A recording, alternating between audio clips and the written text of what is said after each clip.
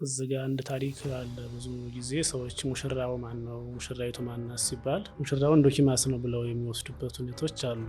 እንደሱ ካልነው ሴቲቱስ ሙሽራ ማናት ነው። በዓለም ዙሪያ ከ10,000 በላይ ቦታዎችን እንግዲህ እንደሰሩ በኢትዮጵያም ወደ 500 የሚጠጉ ዋሻዎችን እንደሰሩ አይቻለሁ። ከ100 በላይ ይጠቅሳቸዋል፣ ግን የተሰወሩም አሉ።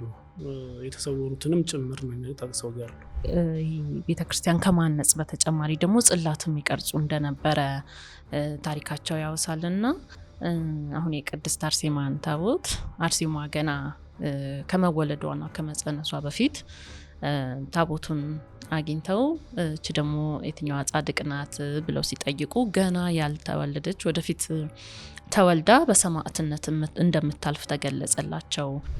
ወደ ጎረጎር ማርያም መውረጃ አካባቢ ምናልባት አፋፍ ላይ አንድ ትልቅ አባት ተው ሳልሞት ላይ ክፈቱት ሲሉ ያው ባሎችን ቆፍሩ ተብሎ ቁፋሮ ሲጀመር እግዚአብሔር ሲመራ በበሩ በኩል ነበር የጀመሩት። ወደ 2005 2008 9 አካባቢ ይመስለኛል እሱ ቤተክርስቲያን ተጀምረዋል። በሌላው መልኩ ጠንበቆት መድኃኔዓለም ይባላል። ደጋሸና ዝቅ ብሎ ህፃናት ሲጫወቱ ነው ተደረመሰባቸው ሲገባ ታቦተ መድኃኔዓለም ከነሙሉ ንዋየ ቅድሳቱ ቅዱስ ጽላቱ ጨምሮ የተገኘው።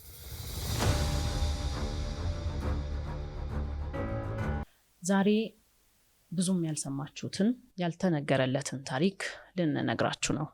በዓለም ዙሪያ እንደዚሁም በሀገራችን ኢትዮጵያ በርካታ ፍልፍል አብያተ ክርስቲያናትን የገነቡ በሀገራችን በኢትዮጵያም 1600 ዓመት በላይ ያስቆጠረ ታሪክ ያላቸው በግብጽ ሀገር ለ40 ዓመት ንጉስ የነበሩ ለኢትዮጵያም ሁለተኛ ፓትርያርክ የነበሩ አባት እንዳሉ ስንቶቻችሁ ታውቃላችሁ?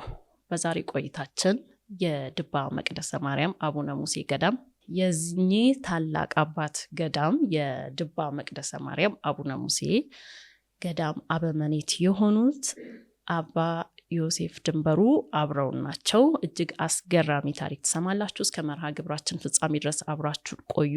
እኔ ሰብለ ወንጌል ጸጋ ነኝ። ሁሰት ፖድካስት በቋንቋይነሽ ሚዲያ ተጀምሯል። እንኳን ደህና መጡ አባታችን። በመላው ዓለም ያላችሁ የእግዚአብሔር ሰዎች እመቤታችን የቅድስት ድንግል ማርያም ቃል ኪዳን ልጆች እንግዲህ ከዚህ በምናስተላልፈው መልእክት በብራናው ዙሪያ በተለይ በተለያዩ ገዳማትና አድባራት ከሀገር ውስጥ እስከ ውጭ ያሉ እናንተ በመረጣችሁት ይጻፍልን አድርሱልን ባላችሁት መሰረት በርካታ የብራና መጻሕፍትን እያዘጋጀን ያው የኔታ የድጓ መምህር ናቸው። መጽሐፉን የሚጽፉት በእጃቸው እሳቸው ናቸው። በእሳቸው የተጻፈውን በቋንቋይነሽ ሚዲያ እናንተ ትእዛዝ ሁሉም ቦታ እስካሁን ያላችሁን ቦታ አድርሰናል። በቅርቡ ያልገለጽንላችሁ ግን የስውሯ ማርያም ተአምረ ማርያም ነበረ። እንዲሁም ደግሞ የበርሜል ቅዱስ ጊዮርጊስ በእነዚህ ሁለት ቦታዎች ተአምረ ማርያም ትልልቁ መጽሐፍት ማለት ተጽፎ ደርሷል። ተአምረ ማርያም የተጻፈ ለስውሯ ማርያም ገዳም ነው። ይህ ብራና በቋንቋይነሽ ሚዲያ ቤተሰቦችና በዲያቆን ልዑል ሰገድ ጌታቸው አሳሳቢነት ተዘጋጅቶ ቀርቧል። 366 ተአምረ ማርያም በቋንቋይነሽ ሚዲያ በኩል የቀረበ አስተባባሪነት የቀረበ ነው። እንልበላቸው። የስውሯ ማርያምን ተአምረ ማርያም ያደረሱት ራሳቸው ጸሐፊው የኔታ መንግስቱ ናቸው። እንዴት ነበር? ጥሩ ነበር። ሎሌ እንዳጋጣሚ እኔ እንደሄድኩ እንደውም ብራናውን ይዤ እንደሄድኩኝ የሀገረ ስብከቱ ሊቀ ጳጳስ አቡነ ቀሌምንጦስም አገኘኋቸው። እሳቸውም ደስ ብሏቸው እኔም በዚያው ተባርኬ መጽሐፉንም በደንብ እሳቸውም ደስ ብሏቸው አይተው እግዚአብሔር ይባርካችሁ ማን የጻፈው አሉ ራሴ ነኝ ያልኳቸው። በመዋዕለ ስብሐት በቋንቋይነሽ ሚዲያ አሳሳቢነት ነው የመጣልኳቸው። ደስ ለማዳራ ለጻድቃኔም አንድ ተአምረ ማርያም እንደገና ደግሞ ለዚያውም ለቦታውም የቦታው አስተዳዳሪም ለሰዎችም አንድ ቅዳሴ ብራና መጽሐፍ ለስውሯ አንድ ቅዳሴ ብራና መጽሐፍና አንድ ደግሞ 40 ወንጌል ከተቻለ እሱንም ብታደርጉልን። በዛው እግረ መንገዳቸውን እንግዲህ ለጻድቃኔ ማርያም እዛውም ላለው ለስውሯ ማርያም የ40 ወንጌል እና የቅዳሴ መጽሐፍ ቢጻፍልን ብለዋል። ስትጽፉ ሌላ ስታጽፉ ንገሩን ባላችሁኝ መሰረት ይሄንን እድል ደግሞ ልንገራችሁ ብዬ ነው። መልእክቱ የኔ አይደለም። አንደኛ የብፁዕ አባታችን የአቡነ ቀሌምንጦስ ለሰሜን ሸዋ ላሉት አድባራት እና ገዳማት ሌሎችንም በቋንቋይነሽ ሚዲያ ይደረግልን ስላሉ፣ ሁለተኛ የስውሯ ማርያም እንደዚሁ ገዳም እመቤታችን ሌሎችንም አስጽፉልን ሌሎችንም በረከት አሳትፉልን ስላሉ እንኳን ደህና ቆያችሁ። ወደ ቋንቋይነሽም ወደ አዲስ አበባ እንኳን ደህና ቆያችሁ። ከቅርብ ጊዜ በፊት ወደ ሰሜን ወሎ መተን ነበረ እና በዛው ወደ ታላቁ ወደ አቡነ ሙሴ ገዳም ለመምጣት አስበን ነበረ። በአጋጣሚ ሳይሳካልን ሳንመጣ ተመለስን። አሁን ደግሞ እርሱ እዚህ አዲስ አበባ መጡና ተገናኘን። በጣም ደስ ብሎናል ስላገኘነዎት እና ታላቁን የአቡነ ሙሴን ብዙም ያልተነገረውን ታሪካቸውን ሊነግሩን ስለተገናኘን በጣም ደስ ብሎናል። እንዳልሽው ቋንቋይነሽ ሚዲያ ወደ ገዳማችን እንዲመጣ ዝግጅት አድርጋችሁ ያው በነበረው ነገሮች አለመመቻቸት ሰዓት ደርሶ ሄዳችሁ ነበረ። እንግዲህ እኛም በጉጉት እየጠበቀ ነበረ። የሆነ ሆኖ እግዚአብሔር ፈቅዶ ደግሞ እዚህ ስቱዲዮአችሁ አገናኝቶናል። እንግዲህ ይህንንም ላደረገ አምላካችን ስሙ ለዘላለም የተመሰገነ ይሁን። አሜን። ስለ አቡነ ሙሴ ታሪክ ሳነብ እና ስሰማ የቃና ዘገሊላ ሰርግ ጌታችን መድኃኒታችን ኢየሱስ ክርስቶስ እንግዲህ የተገኘበትና ታምራቱን የጀመረበት ሰርግ የዶኪማስ ማለት ነው የሱ የልጅ ልጅ ናቸው ነገር ሰማው። እንደገና ደግሞ ግብፅን ለ40 ዓመት ንጉስ ሆነው አስተዳድረዋል። ለኢትዮጵያም ከአቡነ ሰላማ ከሳቴ ብርሃን በኋላ ሁለተኛ ፓትርያርክ ተደርገው ተሹመዋል የሚል ነገር አየውና የዘመኑ ነገር እንዴት ነው ማለት እጅግ የተራራቀ ዘመን ነው እንግዲህ የተወለዱበት እና አሁን በኢትዮጵያ ሁለተኛ ፓትርያርክ የሆኑበትን ዘመን ረጅም ጊዜ ነው። ግብፅም ላይም 40 ዓመት ከቆዩ አቡነ ሙሴ በትክክል ማን ናቸው? መቼ ተወለዱ? የት ኖሩ? ጥሩ ያው ልክ ነው ታሪኩ ያልሽው ነው። በዋናነት የሚያወዛግቡን ታሪኮች ከእድሜያቸው ላይ ልነሳና ሌላውን ወደ ኋላ መጣበታለሁ። ከ800 ዓመት በላይ የቆዩ ናቸው። ያው በቤተ ክርስቲያናችን አስተምሮም በመጽሐፍ ቅዱሳችንም ያው እንግዲህ እንደ ማቱሳላ 900 ዓመት የቆዩ ናቸው። በገድለ ቅዱሳን ስንመለከትም ብፁዕ አባታችን አቡነ ገብረ መንፈስ ቅዱስ 560 ዓመት የቆዩ ናቸው። እድሜው በዛ አግባብ ነው። ብዙ እንግዳ አይሆንም። አቡነ ሙሴ ማን ናቸው ለተባለው ያው ያልሽው ነው። በቃና ዘገሊላ ጌታችን አምላካችን መድኃኒታችን ኢየሱስ ክርስቶስ በሰርጉ ቤት ተገኝቶ ውሃውን ወደ ወይን ሲባርክ በነበረበት ጊዜ ታምራትና በረከት ተደረገበት ቤት ውስጥ የተገኙ ናቸው። ምናልባት እዚህ ጋር አንድ ታሪክ አለ። ብዙ ጊዜ ሰዎች ሙሽራው ማን ነው ሙሽራይቱ ማን ናት ሲባል ሙሽራው ዶኪማስ ነው ብለው የሚወስዱበት ሁኔታዎች አሉ። እንደሱ ካል ነው ሴቲቱ ውስጥ ሙሽራ ማን ናት ነው። በገድለ ሙሴ የምናገኘው ዋናው እና እውነታው ታሪክ ዶኪማስ የሰርጉ ባለቤትና የሴቲቱ ሙሽራ አባት ነው። እሷም ጵርስቅላ ወይም ሶላያና ማርያም ትባላለች ሴቷ ሙሽራ። ወንድዮ ሙሽራ ደግሞ ዮስጦስ ይባላል።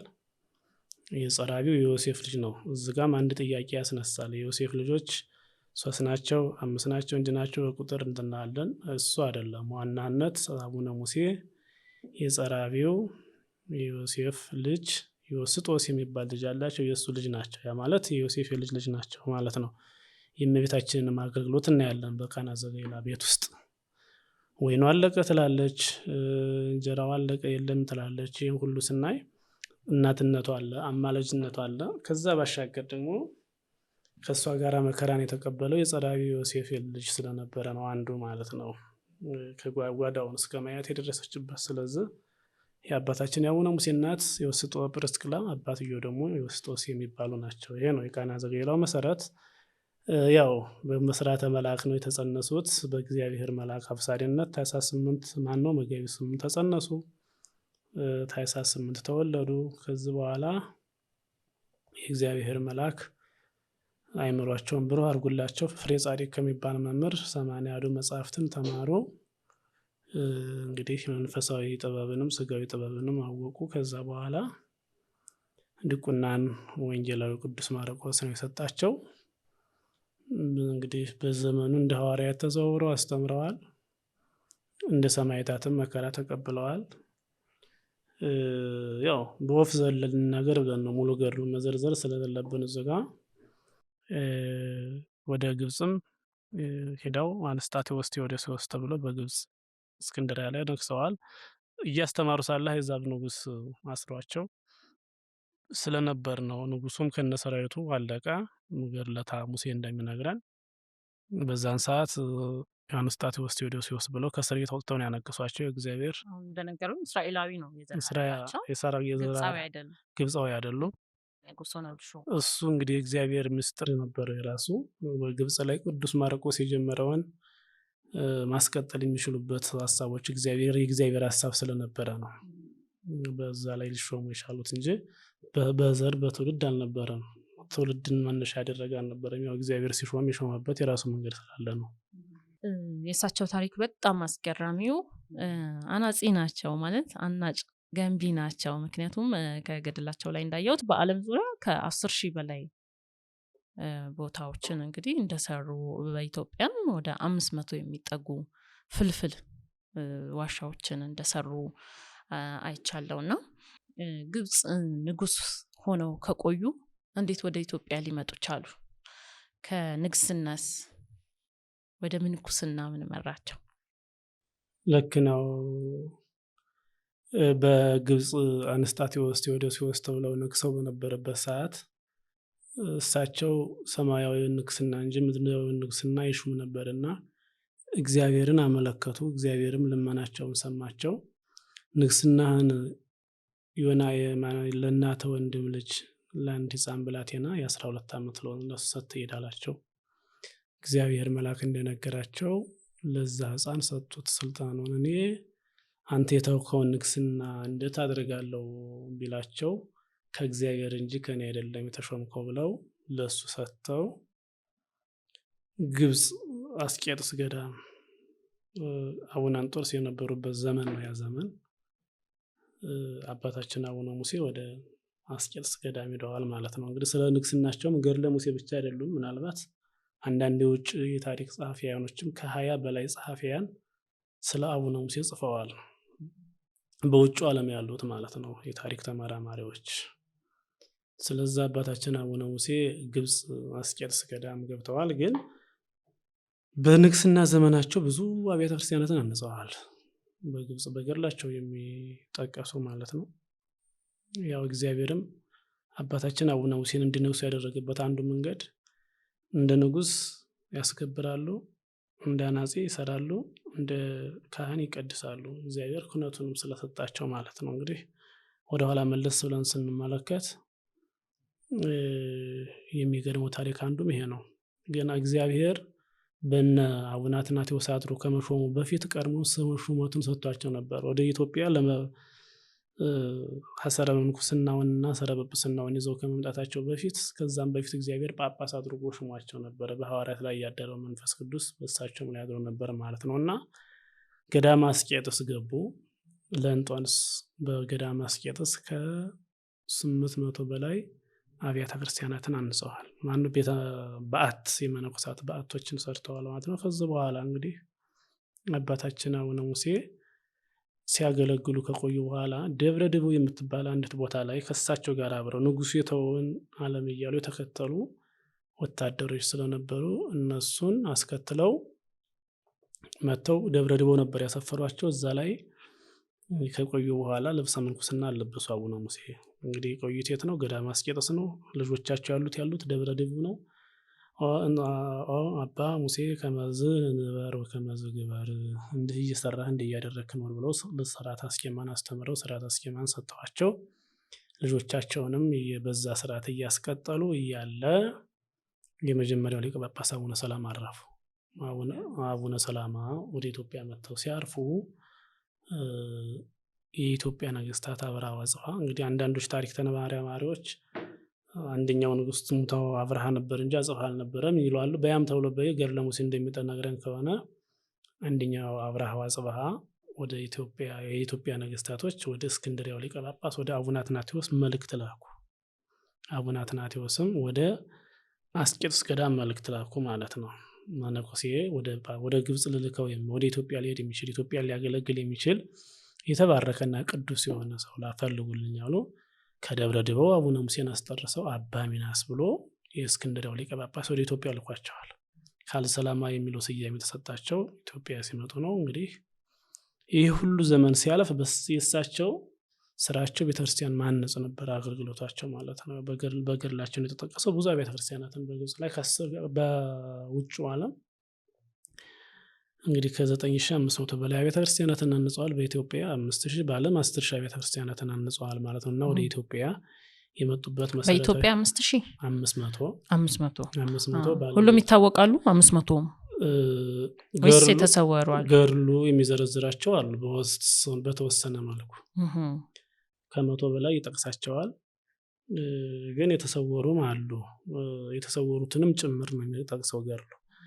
ነገር ግን 500 እያልን ያለ ነው አገልግሎት የሚሰጡትን ነው እንጂ በጊዜው አሁን ለምሳሌ እኛ ያለንበት ወረዳ ላይ ብንሄድ 12 ውቅር አብያተ ክርስቲያናቶች አሏቸው። ከ12ቱ በጊዜ ሂደት በጊዜ እየተዳከሙ አገልግሎት የማይሰጡበት ደረጃ ላይ የደረሱበት ሁኔታ ቢኖርም ግን ዋሻዎቹን 1-2 ብለን እናገኛቸዋለን። አሁንም ድረስ ቦታቸው ግን በታሪክ የምንሰማቸው ደግሞ የተሰወሩ አሉ። እሱም ግልጽ የሆነ ድምጽ የከበሮ ድምጽ የሚሰማባቸው ታሪክ ነው። እሱ ሀቅ ነው። ከብቃት ጋር ገሌ አባ ገሌ በቁ ስለሆነ የሚባል በሚል ሁኔታ ሳይሆን ቦታው ላይ ሲኮን የሚሰሙ ድምጾች ናቸው። እሱ የምንሰማው የከበሮ ድምጽ፣ የዕጣን መዓዛ እንሰማለን። እንደተባለው የብቃቱ ጸጋው ኖሮን ሳይሆን የቦታው ጸጋ ነው እሱና ቦታቸው ላይ 23 ተሰርተው ያልተገለጡ ቤተ መቅደሶች አሉ ከሰሩበት መጥረቢያ ጋር። የሚገርም ነው በጣም። እንግዲህ በትልቅ ታሪክ ያላቸው ናቸው ማለት ነው። በሀገራችን ኢትዮጵያ እንግዲህ ሁለተኛ ፓትርያርክ ከሆኑ ለኢትዮጵያም ለቤተ ክርስቲያንም ትልቅ አስተዋጽኦ ያበረከቱ አባታችን ናቸው። ይህ እንዳለ ሆኖ ግን ታሪካቸውን በብዛት ብዙ ሰው አያውቅም። አሁን እርሱ የመጡበት የድባ መቅደሰ ማርያም አቡነ ሙሴ ገዳም እንግዲህ በ4ኛው ክፍለ ዘመን እንደተመሰረተ ከ1600 ዓመት በላይ እንዳስቆጠረ ይነገራል። በጣም ጥንታዊና ብዙ ዘመናትን የተሻገረ ነው ማለት ነው። ግን ብዙም አይታወቅም። የሚያውቀው ሰው ጥቂት ነውና ለምን ይሄ ሆነ? ለምን ተደብቆ ተሰውሮ ከታሪክ ኖረ? ያው አንዳንድ ጊዜ የኢትዮጵያ ኦርቶዶክስ ተዋሕዶ ቤተክርስቲያን ላይ ብዙ አስተዋጽኦ ያደረጉ ቅዱሳን አባቶቻችን አሉ። እንዲሁ ጎልተው የማይነገርላቸው እንደ ስራቸው ዋጋቸውን ያልከፈልናቸው ሁሉ ይመስላል እና ታሪካቸው ድብቅ ነው። ድብቅ ያደረገው አንዱ ከመስመር ወጣ ብሎ አቀማመጡ ነው። በእርግጥ ከዛም በላይ የባሱ ብዙ ገባ ያሉ ቦታዎች ይፋ የሆኑበት ሁኔታዎች አሉ። እንዳጠቃላይ ግን ለእኛም ምስጢር ነው። እውነት ለመናገር እንግዲህ በኢትዮጵያ ላይ ከ500 በላይ አብያተ ክርስቲያናትን ሰርተው ያበረከቱ፣ አምልኮ ጣዖታትን ያጠፉ፣ እንደነ ብሪት አገር ጣዖት ዘንዶ ይመለክበት የነበረውን ሁሉ አካባቢዎች ያጠፏቸው ብዙ ታሪኮች አሉ። ከዛው ሁሉ ዘንዶ ከማምለክና ለዘንዶ ከመበላት ከመገበር ሁሉ ነፃ የሆኑ ህዝቦች እንድንሆን ያደረጉ ጻድቅ ናቸው። በልፋታቸው በድካማቸው በአገልግሎታቸው ልክ ያው እግዚአብሔር ዋጋቸውን ቢከፍላቸውም ብሎ እኛ ግን ዋጋ አልከምንም በረከታቸውንም አላገኘንም አልተጠቀምንበትም። ለእኛም ምስጢር ነው የመደበቅ ሁኔታ። ግን እንግዲህ 7 ቤተ መቅደስ የያዘ የእሳቸው አጽም ብቻ ሳይሆን በቦታው ላይ ከእሳቸው ጋር ከግብጽ ተከትሎ የመጡ የ3000 ቅዱሳን ደቀ መዛሙርቶቻቸው አጽም ያረፈበት ቦታ ነው። በነገራችን ላይ ቦታው ስንት የ3000 ቅዱሳን አጽም ቦታው ላይ አርፎበታል። አብረዋቸው ወደ ከግብጽ የመጡ እሱን እንግዲህ ቦታው ላይ እግዚአብሔር ቢያመጣችሁ በአካልም የምታዩት ይሆናል። እሺ ቤተክርስቲያን ከማነጽ በተጨማሪ ደግሞ ጽላት የሚቀርጹ እንደነበረ ታሪካቸው ያወሳልና አሁን የቅድስት አርሴማን ታቦት አርሴማ ገና ከመወለዷና ከመጸነሷ በፊት ታቦቱን አግኝተው እቺ ደግሞ የትኛዋ ጻድቅ ናት ብለው ሲጠይቁ ገና ያልተወለደች ወደፊት ተወልዳ በሰማዕትነት እንደምታልፍ ተገለጸላቸው። እናም ለብዙዎች ተስፋ በምትሆነው በኢትዮጵያ በ8ኛው ሺህ የቅድስት አርሴማ ስሟ ሲገን ያንተም ስም በዛን ጊዜ ይገናል የሚል ቃል በገድላቸው ላይ ተጽፏልና ምናልባት አሁን እስከዛሬ ድረስ ታሪካቸው አሁን እንዳልነው ቦታቸው እንግዲህ አጽማቸው ያረፈበት ዋናው ቦታው ራሱ ብዙ አይታወቅም ብለናልና ምናልባት ጊዜው ሳይደርስና አሁን ደግሞ ያው አሁን እንኳን በዚህ ሰዓት ቁጭ ብለን እንግዲህ እርሱ የገዳሙ አበምኔት ኖት ስለሳቸው ታሪክ እያወራን እየተነጋገርን ነውና ይሄም ቢሆን በእግዚአብሔር ፍቃድ ነው የሆነውና ጊዜያቸው አሁን እየደረሰ ይሆን?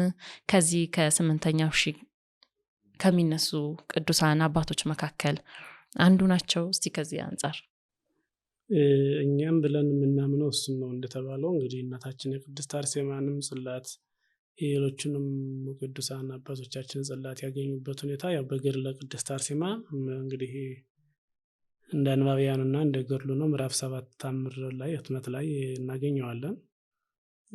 እውነት ለመናገር አንዳንዱ ሊቃውንት አንድ ሰው ሳይወለድ ሳያርፍ እንደ ጽላት ይቀረጽለታል እንደዚህ የሚሉ ጥያቄዎች ያነሳሉ። እንግዲህ እግዚአብሔር ሁሉ ዘፈቀደ ገብረ እግዚአብሔር ነው። እግዚአብሔር ወደደውን ነገር አደረገ ነው። የጭራ መድኃኔዓለም ብንሄድ የቅድስት አርሴማ ጽላት ቦታው ላይ አለ። ይሄኛው ማለት ነው ገና እሷ ሳት እንግዲህ ወለድ በፊት የነበረ ታቦት አቡነ ሙሴ የሰሩት ገና አርሴማ ሰማዕትነትን ሳትቀበል ነው። እንዴት በሷ ስም ሰይመውታል አልፈዋዱ። ስለዚህ ረቂቅ ሚስጥር ነው እና በዛ የተነሳ ቅድስት አርሴማ በቤተ መቅደሷ አለ አሁን ድረስ ጽላቷም ቦታው ላይ ይገኛል ማለት ነው። ይሄ የሆነበት እንግዲህ አባታችን አቡነ ሙሴ ሰርተው ቤተንትና ብለው ሰይሞት የሚሄዱት በዛን ወቅት የሆነ ነው። በአንድ ወቅት አባ ገብረ ኪዳን ሲያስተምሩ ይሄንን የአርሴማን ታቦት ሲያነሱ ሰምቼ ነበረ። ቅድስት አርሴማ ገና እኮ ከመወለዷ በፊት ታቦቷ በኢትዮጵያ ውስጥ ተቀርጾ ተቀምጦ ነበረ ሲሉ ሰምቻለሁ እሳቸው ሲያስተምሩ ማለት ነው። አሁን ደግሞ የአቡነ ሙሴን ገድል ስናነብ ይሄንን ታሪክ እሳቸው ጋር ተያይዞ እናየዋለን እና በ8ኛው ሺህ ስማቸው ከሚገኙ ቅዱሳን መካከል ቅድስት አርሴማ አንዷ ናት ይላል። እሷ እንግዲህ አሁን በኢትዮጵያ ውስጥ በደንብ ብዙ ቦታ ቤተክርስቲያኗ እየታነጸ እየተሰራ ነው።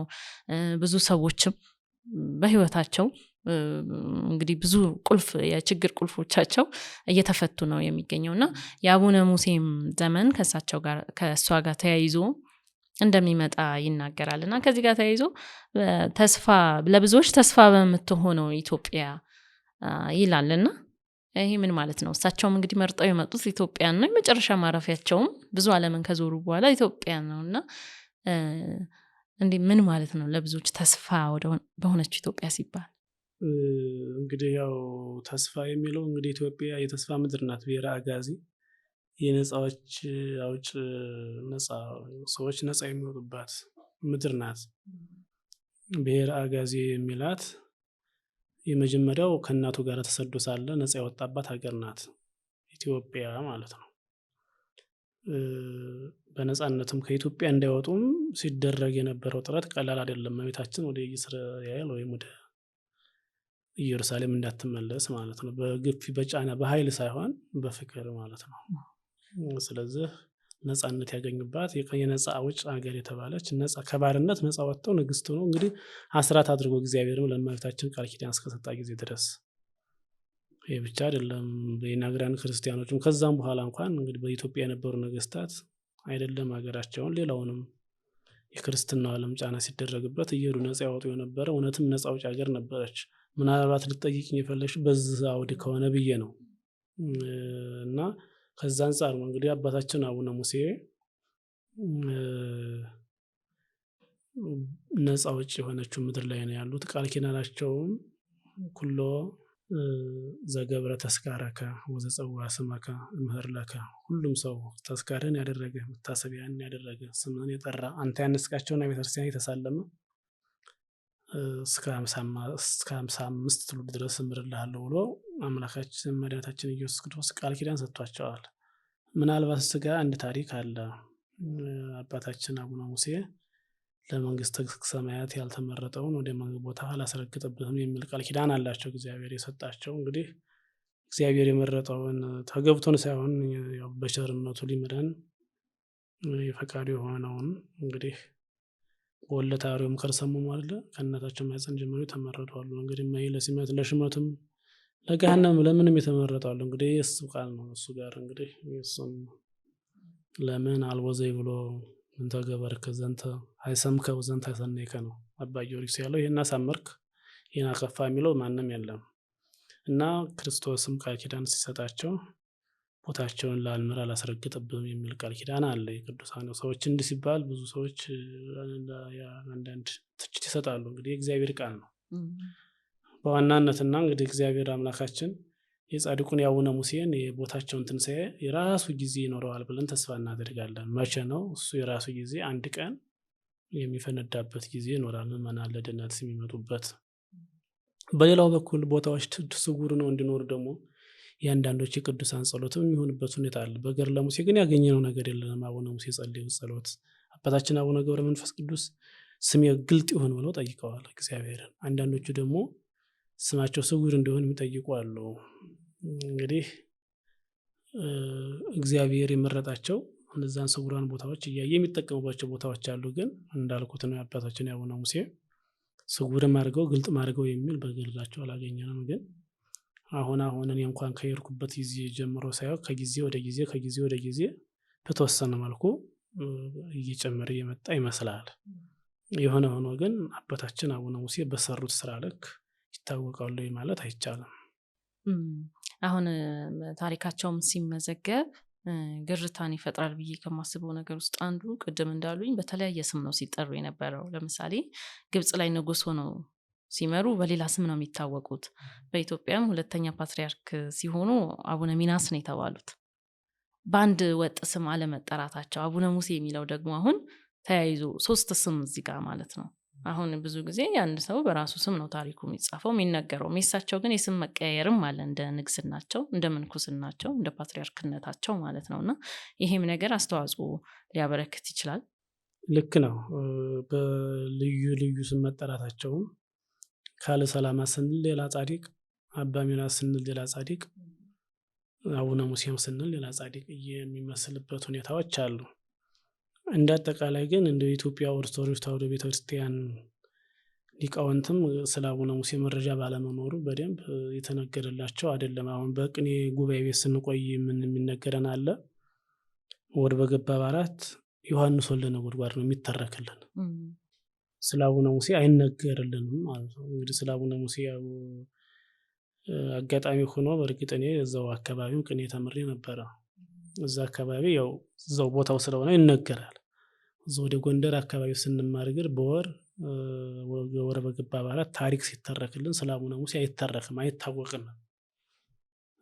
ይሄ ሊቃውንቱ ቀድመው አለማወቃቸው እንዲህ ሳይታወቁ እንዲኖሩ አደረጋቸው ማለት ነው። አንዱም ይሄ ነውና አሁን ድረስ ስለ አቡነ ሙሴ ስንነግራቸው አምነው ከሚቀበሉን ይልቅ እንደ አይነት ታሪክ የለም አፈ ታሪክ ነው ብለው የሚከራከሩን ይበልጣሉ። ከብፁዓን አበው ሊቃነ ጳጳሳት ጀምሮ ማለት ነው። እዚህ ኢትዮጵያ ውስጥ እንደውም አንዴ ከብፁዕ አቡነ ቄርሎስ ቤት እንትን ማረፊያቸው ዘመነ ፓትርያርክ ግቢ እዛ ለበርባረክ እንደገባው አንድ ትልቅ ሊቀ ጳጳስ ናቸው። እኔ በስም አላቃቸውም። ከየት መጥተው ነው አባሉኝ። እንደዚህ ሰሜን ወሎ ዳውንት ምን አይነት ገዳም ነው አቡነ ሙሴ እንዲህ አይነት ጻድቅ እየሰኖራቸው እንደ ምን አይነት ቅዠት ነው የምትናገረው አሉኝ። እንዲህ የሚባል ታሪክ አለ እንደ ስንል አዎ ብፁዕ አባታችን አሏቸው አቡነ ቄርሎስ። ምናልባት ህብረ ብዙ የሚል መጽሐፍ ላይ አስቀምጫለሁ። ይሄ ታሪክ እውነታ ታሪክ ነው። እንዴት እድሜያቸው እንዴት ሊሆን ይችላል አሉ። እንግዲህ ብዙ ቅድም እንዳልኩት እና አቡነ ገብረ መንፈስ ቅዱስንም ታሪክ አንስተው ያው ለማስረዳት ሞከሩና አቡነ ሙሴ ማናቸው የሚለውን በሊቃውንት አንደበት ብዙ አንዳንዶቹ ግራ ይጋባሉ። ስለ ቃና ዘገሊላ አንስተን የቃና ዘገሊላ የሙሽሮች ልጆች ናቸው ስንላቸው እንዴ ዶኪማስ የለም ሙሽራው ብለው ድርቅ የሚሉ ሊቃውንቶችም አሉ። እሺ እንደዛ ከሆነ ሴቷ ሙሽራ ማናት ሲባል መልስ የለም። ስለ ቃና ዘገሊላም አንድ የተጻፈ መጽሐፍ አይቻለሁ ይመስለኛል። ዲያቆን ኃይሌ መሰለኝ የጻፈው ሄኖክ ኃይሌ ዲያቆን ሄኖክ ኃይሌ ቃና ዘገሊላ የሚል መጽሐፍ ደጋግሜ አነበዋለሁ። እንዲሁ ቃና ዘገሊላ ላይ ያተኮረ እንጂ የቃና ዘገሊላ የሙሽሮች ልጆች ላይ ስለ ፍሬዎቹ ብዙ ያለው ነገር የለም እና ብዙ ይቸገራሉ ይመስለኛል። እና በዋናነት ግን አምኖ መቀበሉ የበለጠ ወደ ራስ መመለስ ነው። የአቡነ ሙሴ ታሪክ አሉታ ያለው ዝም ብሎ አሉ ተብሎ የሚታለፍ ሳይሆን በእጅ የሚጨበጥ በአይን የሚታይ የሚዳሰስ ታሪክ ግዙፍ የሆነ ታሪክ ነው ያለው ማለት ነው። እንግዲህ 500 የሚጠጉ ብለውኛል ቅድም እሳቸው ራሳቸው በእጃቸው የፈለፈሏቸው ማለት ነው። እስኪ ነው ከእናንተ ገዳም ውጭ ያሉ የሚታወቁ ካሉ ጥቂቱን እናስታውስ። ጥሩ። በትግሬ ሀማሴን በሚባል አካባቢ ከ39 በላይ አብያተ ክርስቲያናትን አንጸዋል። ወደ ጎንደር ምድር በጌ ምድር የምንለው ጋይንት አካባቢ በስም ጭምር ማቃቸው እነ ውቅሮ ጊዮርጊስ የሚባል የአካባቢው ማህበረሰብ ቢጠየቅ ያለምንም እንትንም ይናገራቸው። ዙራባ አቡነ አረጋዊ አካባቢ ላይ ቤተልሔም አካባቢ ላይ የተሰወሩ ቤተክርስቲያን መቅደሶች እንዳሉ በተለይ ቤተልሔም ላይ የተሰወረ የአባታችን የአቡነ ሙሴ ቤተ መቅደስ እንዳለ በሚገባ እናውቃለን። ያንን እንደውም ራሱ ቤተክርስቲያኑ ያለበት እንደ ምናልባት ይህንን እዛው ቦታው ያሉት ቢናገሩ ይሻላል። ቤተክርስቲያን ሆና ግን ተሰውራ ነው ያለችው። ተሰውራ ከላው ላይ ያለበት ቤተክርስቲያኑ ራሱ ስውሩ ቤተክርስቲያን ላይ የተሰራ ነው ቤተልሔም። እንግዲህ ይህንን እዛው ቦታው ላይ ያሉ ሊቃውንት ቢያወራሩ የተሻለ ይሆናል። ይገርም ነው። እሱም ቤተክርስቲያን አቡነ ሙሴ ናቸው የሰሩት ማለት ነው። አይ ላው ላይ ያለውን ግን ምን አለ መሰለሽ አንዳንድ ጊዜ እዚህ ጋር ላይ የምንሰራው ስራ ይኖራል፣ እዚህ ውስጥ ግን እንዳለ እኛ እናውቀው።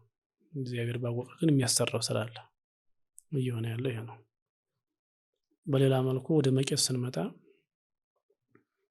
ምናልባት ሸዶ መቄት የሚል አንድ ዲያቆን ጸጋዬ ይባል የዲላ ዩኒቨርሲቲ መምህር የነበረ ሸዶ መቄት ላይ 14ቱን ውቅር አብያተ ክርስቲያናት በሚገባ አስቀምጧቸዋል።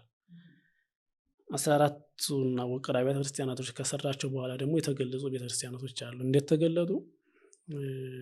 ስጉር አሉ ስላልነው እንደው ለማስረጃ ያክል ወደ ጎረጎር ማርያም መውረጃ አካባቢ ምናልባት አፋፍ ላይ አንድ ትልቅ አባት ተው ሳልሞት ላይ ክፈቱት ሲሉ ያው ባሎችን ቆፍሩ ተብሎ ቁፋሮ ሲጀመር እግዚአብሔር ሲመራ በበሩ በኩል ነበር የጀመሩት። ወደ 2005 2008 9 አካባቢ ይመስለኛል እሱ ቤተክርስቲያን ተጀምረዋል።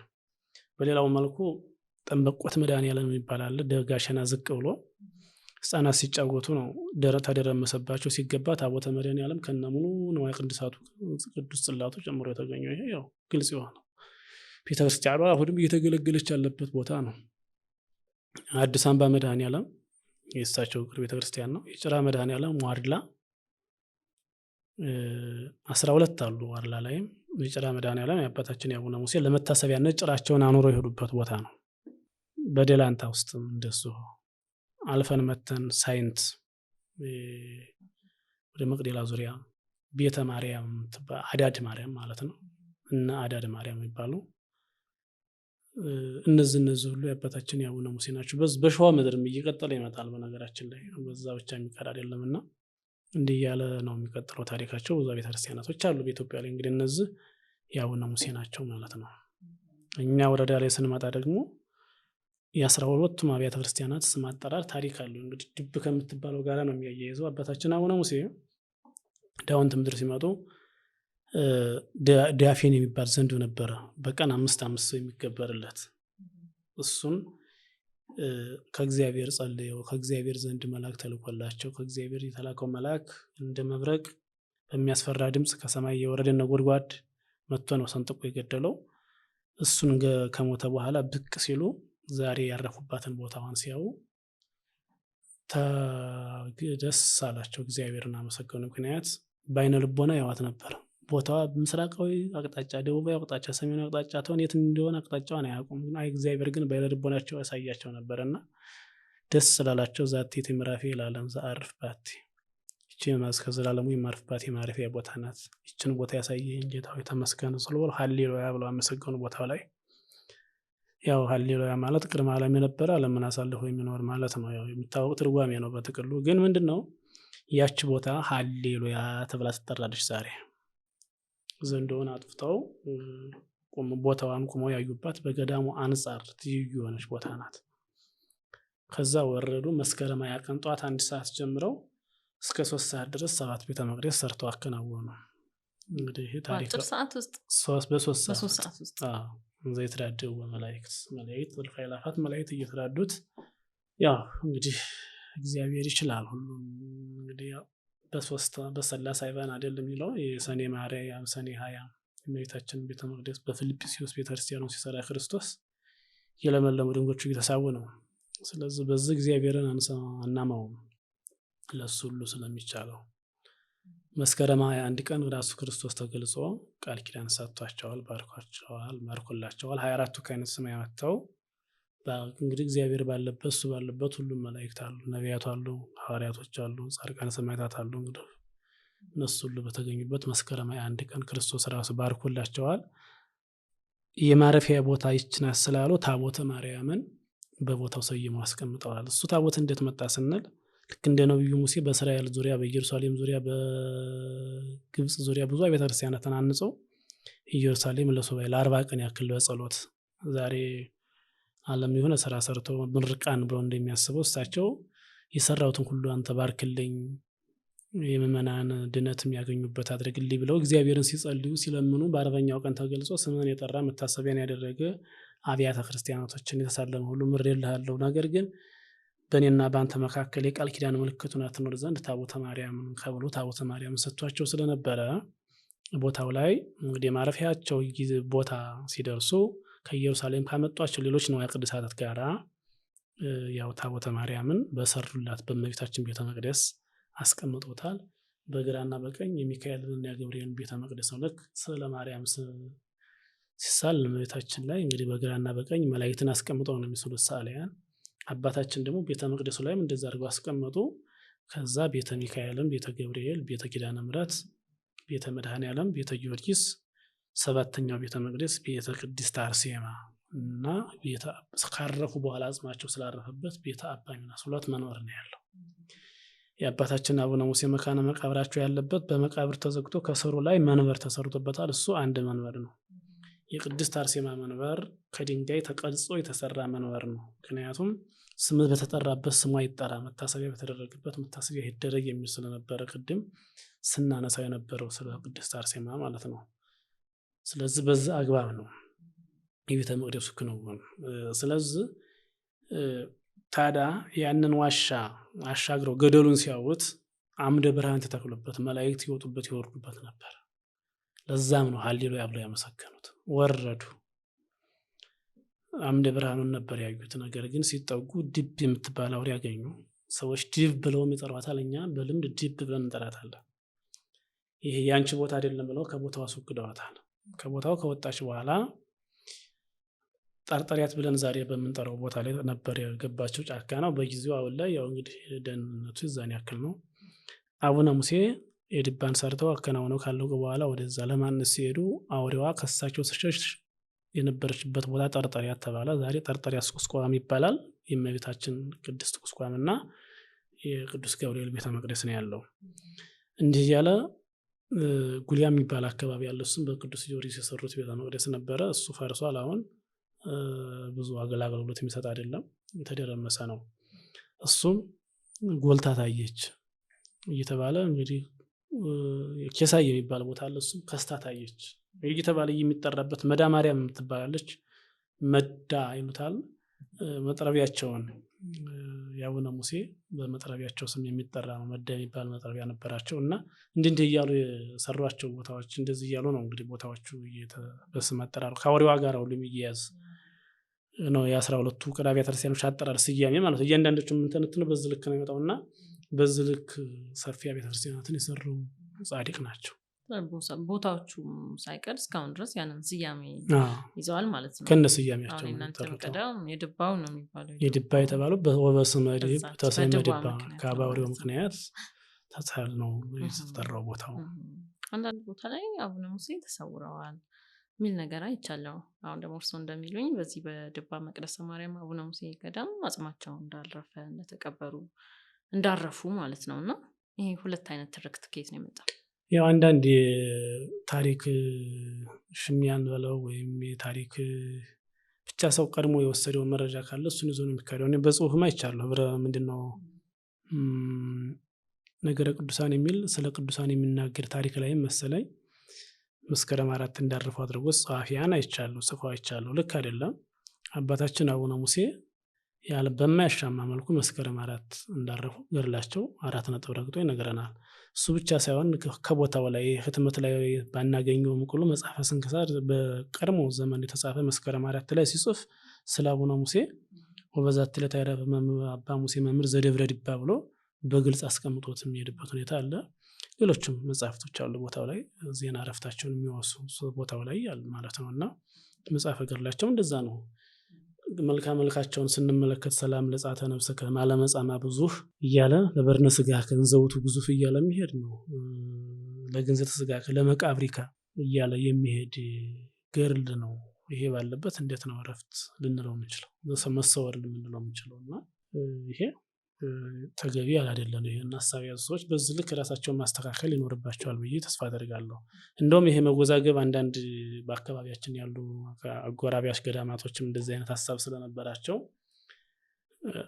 ገርላችሁን ይዛችሁ ቅረቡ ተብለን ከሀገረ ስብከቱ ገርላችን ቀርቦ የሁለቱም ገዳማት ገርል ቀርቦ በብፁዓን አባቶች ታይቶ የሀገረ ስብከቱ ሊቃውንት ጉባኤ ተሰብስቦ መስከረም 4 እንደሚያርፍ የሁለቱም ገዳም ገርል መረጃ ሆኖ ስለተገኘ መስከረም 4 እረፍታቸው እንደሆነና ከዛሬ ጊዜ ጀምሮ ታሪካቸውን መስከረም 4 እንዳረፉ በምጽፉና ታሪክ በምታስተምሩበት ሰዓት በዛ አግባብ ብሎ ብፁዓን አባቶች ሊቃነ ጳጳሳትና የሀገረ ስብከቱ ሊቃውንት የተፈራረሙበት በመሸኛ ደብዳቤ ተደርጎ የደረሰበት ሁኔታ አለ እና 4 ነጥብ እንዳረፉ ምንም በማያሻማ መልኩ ማለት ነው። ሰዎች ቀድሞ አንዳንድ ጊዜ ተሰወረ ስንል ለዛ ጻድቅ ክብር የመጥ ይጨመርንለት፣ አረፈ ስንል ግን ክብሩን ያሳነሰ ነው የሚመስላቸው አስተሳሰብ ያላቸው ሰዎች አሉ። ግን አይደለም። ራሱ ክርስቶስም ሞቷል፣ ግን ሞትን ድል አድርጎ ተነስተዋል። እናታችን ድንግል ማርያም አርፋለች፣ ነገር ግን ልጇ ሰርጓታል። እውነታው ይሄ ነው እንጂ ሞት ኃጢአት አይደለም፣ የበደልም መገለጫ አይደለም። እሺ አባታችን፣ አሁን ሀገራችን ኢትዮጵያ ብዙ ጊዜ በአባቶች ጸሎት ነው የምትጠበቀው። አባቶች ያጸኗት ምድር ናት ይባላል። እርስዎ ደግሞ በቅርበት የጻድቁን አባታችንን የአቡነ ሙሴን ተጋድሎን ስራቸውን ያውቃሉ እና ከእንደነዚህ አይነት አባቶች እኛ ምንድን ነው የምንማረው? ለሀገራችንስ ለቤተ ክርስቲያንስ እንደነዚህ አይነት አባቶች በኢትዮጵያ ምድር ተመላልሰው አሻራቸውን ትተው ማለፋቸው ለእኛ ለኢትዮጵያውያን ምንድን ነው ትርጉሙ? ትርጉሙ ለኢትዮጵያውያን ያው እግዚአብሔር ድነት እንድናገኝበት እግዚአብሔር ቀድሞ እነሱን ሰጥቶናል። ምንም ሌላ ማብራሪያ ትርጉም የለውም። ኢትዮጵያ ሀገር እግዚአብሔር ናት፣ የእግዚአብሔር ሀገር ናት። የእግዚአብሔር ሀገር እንደመሆኗ መጠን ደግሞ ያው ይችን ምድር ይሿታልና አቡነ ገብረ መንፈስ ቅዱስን በገድለ አቡነ ገብረ መንፈስ ቅዱስ እንደምናየው ኢትዮጵያ ማየት ነበር የሚሻሙት። የ200 ዓመት ጸሎታቸው እሱ ነበረ። ወደ ኢትዮጵያ መጡ። እንግዲህ ተራራዎቿን በኪደተ እግራቸው ቀደሷት ማለት ነው። እና ያው እግዚአብሔር ቅድስት ምድር ስለሆነች የእናቱ ማስራት ሀገር ሰዎች ለዛ ነው ቅዱሳን የሚናፍቋት ማለት ነው። ምናልባት ዛሬ ትውልዱ እንግዲህ የትኛውን ሀገር እንደሚናፍቅ እናንተም ታውቁታላችሁ፣ ሁሉም ያውቀዋል። ግን ቅድስት ምድር ናት ኢትዮጵያ ማለት ነው። በመንፈስ ቅዱስ መነጽር ስናያት ኢትዮጵያ ቅድስት ምድር፣ ቅዱሳን ወደዚህኛ ይፈልሱባት የነበረ ኢትዮጵያ ለመረገጥ ይናፍቋት የነበረች ሀገር ናት። ቅድስት ናት። ከአባቶቻችን ምን እንማር ከሚለው ጽናትን፣ ብርታትን፣ ቅድስናን፣ መንኖ ጥሪትን፣ የዘላለም ብዕሉን፣ ክብሩን መናቅ። ምናልባት በዓለም ለሚኖሩ ሰዎች ክብርን፣ ገንዘብን መናቅ ሲባል ገንዘብ ያስፈልግም ማለት አይደለም። ነገር ግን ለእግዚአብሔር ብለን የምንተወው ነገር አለ። እንደ ዳዊት የቤተልሔምን ውሃ መጠጣት ፈልጎ ነበረ። ከቤተልሔም ውሃ ግን አመጡለት። ውሃውን ልትቀዱ ስትወዱ ብትሞቱ ከጠላት ጋር ተፋልማችሁ ስላመጣችሁ ብትሞቱ ደማችሁ መጠጣት ስለሚሆንብኝ ብሎ ስለ ጽድቅ ብሎ አፍሶታል። እግዚአብሔርም ጽድቅ አድርጎ ቆጥሮለታል። ገንዘብን አለማምለክ ነው በዋናነት እና ማነው ፍቅረ ቢጽ ይባላል። ደግሞ ምናልባት እዚጋ ላይ ሁሰት ብላችሁ ጽፋችኋል። ከመነኮሳት አንዱ የልቀት አንዱ ማዕረግ ነው። እነዚህ ሁሉ ማዕረግ የሚያበቁት እነዚህ ናቸው። አንዱ ሰላም ነው። የሰው ልጅ እግዚአብሔር የሰበከልን የህሊና ሰላም፣ እውነታ የሆነ ፍቅር። ለገዳማውያን አባቶች ደግሞ ያው የአባቶችን ፈለግ መከተል ነው። በተለይ ገዳማውያን አባቶቻችን ይህን ሁሉ ታሪክ ሲሰሩ መስራት ባንችል እንኳን በቦታቸው መጽናት ደግሞ የኛ ግዴታ ይመስለኛል። እና ከነሱ የምንማረው ለኛ ብዙ ትምህርት የሚሆን ነገር አለ። ለኔ ያለ ራሴ ትምህርት የሚሆነኛል። ከቦታው ጧት ቤተክርስቲያን ገብተን ብቻ በተደሞ ሆነን የምንወጣበት አለ። ተደሞ ማለት በምናየው ስራ ወደ ጣራው ስንመለከት የአባታችን የአቡነ ሙሴ ረቂቅ የሆኑ እጆቻቸው ያረፉበት ቅዱሳት ስዕላት፣ ወደ ጎን ስንመለከት በቅርጻ ቅርጽ አስጊጠው የሰሯቸው ምሰሶዎች፣ አምዶች ምን ያክል ከእግዚአብሔር ጋር ትስስር እንዳላቸው ድንጋዮች እንኳን የሚታዘዙላቸው ማለት ነው። አራዊቱና አቡነ ገብረ መንፈስ ቅዱስ አናብስቱ አራዊቱ የሚታዘዝላቸው፣ ሌሎችም እና አቡነ ሳሙኤል አራዊት የሚታዘዙላቸው። ዛሬ ለኛ ግን ሰው አውሬ የሆነበት ዘመን ማለት ነው። ምን ያክል ከነሱ የምንማረው ብዙ ነገር አለ እና ለኛ ትምህርቶቻችን ናቸው አባቶቻችን። በጣም የሚገርም ሀሳብ ነው አሁን ያነሱልኝ። ምክንያቱም ቅዱሳኖች ኢትዮጵያን ለማየት ለመርገጥ ይፈልጉ ይጸልዩ ነበረ። አሁን እንደነ አቡነ ሙሴ ያሉ ትውልዳቸው ከኢትዮጵያ ያልሆነ ከሌላ ሀገር መጥተው እዚህ የኖሩ ቅዱሳኖች ኢትዮጵያን ቅድስናዋን ተረድተው አይተው ጸልየው ነው የረገጸዋት። አሁን ደግሞ ያለነው ትውልዶች ከኢትዮጵያ ለመሸሽ ከኢትዮጵያ ለመውጣት ነው የምንናፍቀው እና ለቅዱሳኑ የተገለጠች ኢትዮጵያ ለእኛም እንድትገለጥ ምኞቴ ነው። እውነተኛዋን ኢትዮጵያ አይተናት እኛም እንደነሱ ለሀገራችን የምንሆንበት ማለት ነው። አሁን እርስዎ የድባው ገዳም 1600 ዓመት እንዳስቆጠረው ነው የሚነገረው እና አሁን በምን ሁኔታ ላይ ነው ያው የሚገኘው? ገዳሙ አሁን ላይ ብዙ አይነት ዘርፈ ብዙ ችግሮች አሉበት። ያው ቅድም ወደ ኋላ እንደነሳ ነው ያልታወቀበት ምክንያት ምናምን እያልን ስንዘረዝር የነበረው ምክንያት ጫና አሳድሮበታል። እንግዲህ አብያተ ክርስቲያናት የኢትዮጵያ ኦርቶዶክስ ተዋሕዶ ቤተክርስቲያናት የምትተዳደርበት የመተዳደሪያ ስርዓትም እንደምታውቁት ያለው ለሌለው የሚያግዝበት አሰራር አይደለም ያለው። ከዛ የተነሳ የገጠሮቹ ቤተክርስቲያናት በብዙ አይነት ነገሮች ብዙ አይነት ችግሮች ከጣንጧፍ ጀምሮ የሚቸገሩበት ሁኔታ ነው ያሉት። እንግዲህ ከችግርተኞቹ ቤተክርስቲያናት አንዱ የኛ ነው። ገዳምነቱ ለረጅም ጊዜ ተቋርጦ ቆይቷል። 2006 ዓመተ ምህረት ነው በአዲስ መልክ የተቋቋመው። ተዘግቶ ኖሮ ነው። ተዘጋ ስንል ተቋረጠ ስንል ስርዓተ ገዳሙን ነው በስርዓተ ደብር ሲገለገል ቆይቶ ማለት ነው። መሰረታዊ ችግሩ ምንድነው ሲባል ከግራኝ ወረራ ወዲህ እንደነበረ ታሪክ አንዳንድ አባቶች እንደተሰጉ እንሰማለን። ያው ቅዱሳን አባቶቻችን ሰማዕታት ወደ ያለበት እየሄዱ አንገታቸውን ይሰጣሉ።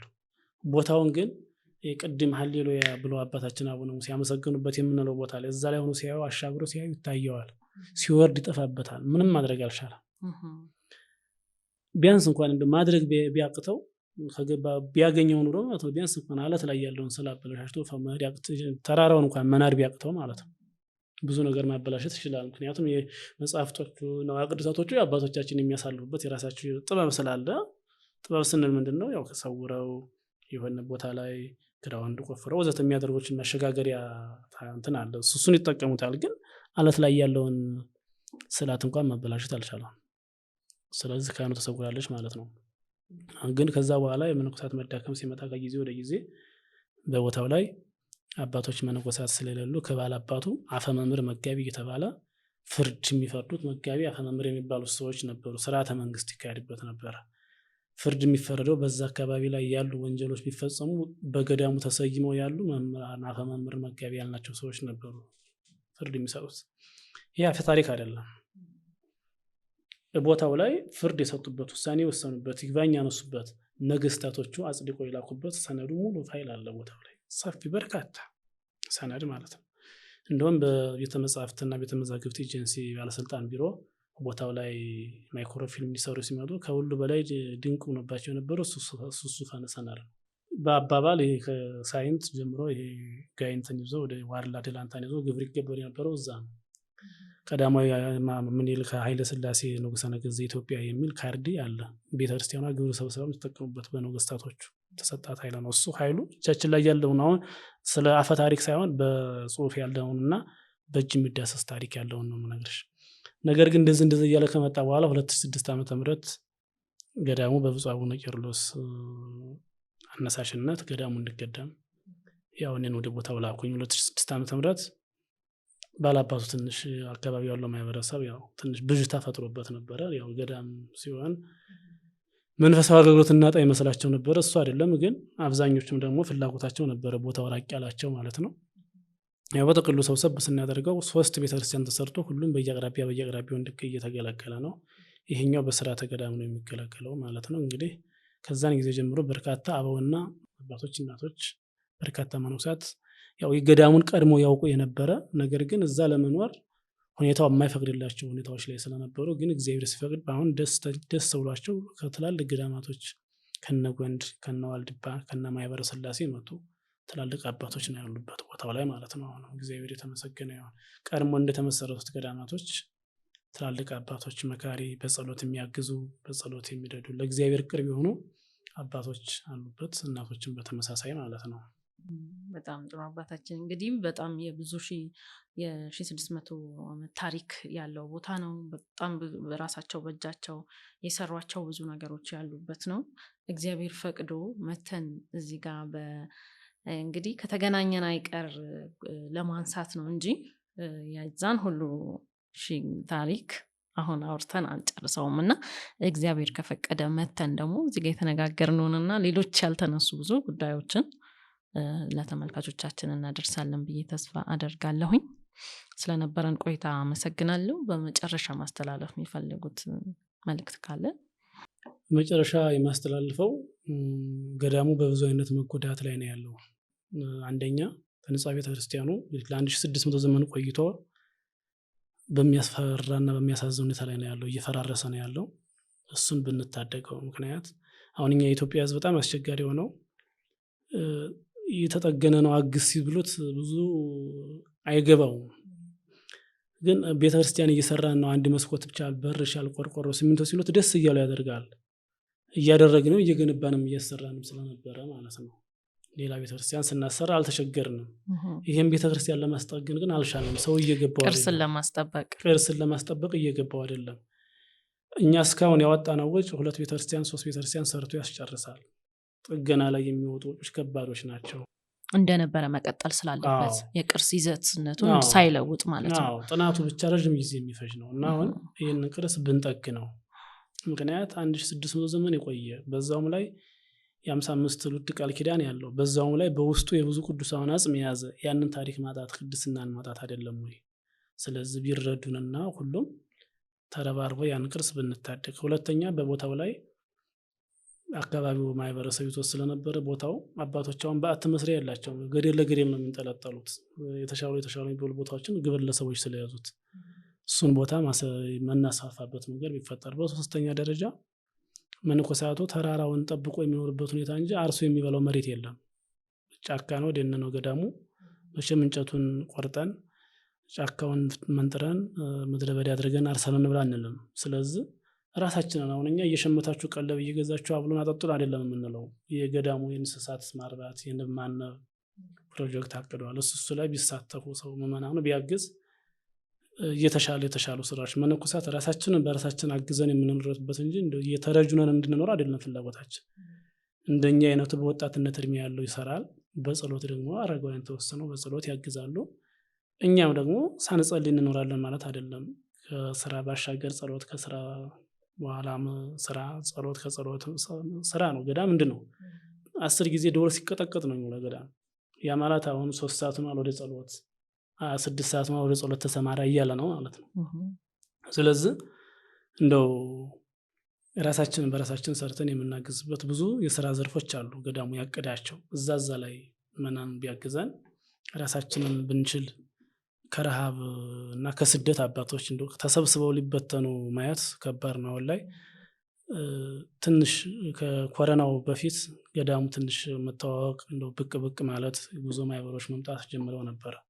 በዚህ የሚቀጥል ከሆነ ግን ሁኔታዎቹ መነኮሳቱ ከመበተን አንድም ወደ ኋላ ሊያስብል የሚችል ነገር የለም።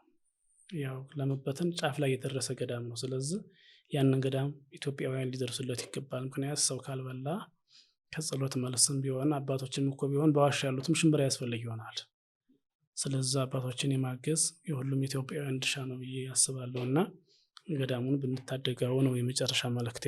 በመላው ዓለም ያላችሁ የእግዚአብሔር ሰዎች የቤታችን የቅድስት ድንግል ማርያም ቃል ኪዳን ልጆች እንግዲህ ከዚህ በምናስተላልፈው መልእክት በብራናው ዙሪያ በተለይ በተለያዩ ገዳማትና አድባራት ከሀገር ውስጥ እስከ ውጭ ያሉ እናንተ በመረጣችሁት ይጻፍልን አድርሱልን ባላችሁት መሰረት በርካታ የብራና መጻሕፍትን እያዘጋጀን ያው የኔታ የድጓ መምህር ናቸው።